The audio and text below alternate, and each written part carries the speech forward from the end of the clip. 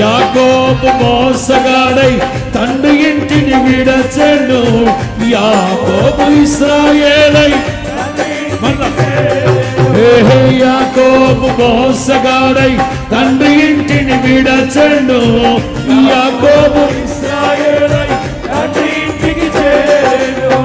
యాకోబుకు చాలిన దేవుడు, యాకోబుకు చాలిన దేవుడు, యాకోబుకు చాలిన దేవుడు యేసయ్యా, ఓ నాయనా యేసయ్యా, యేసయ్యా,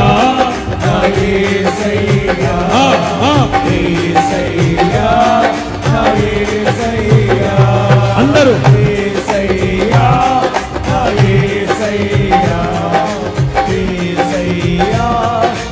Yes,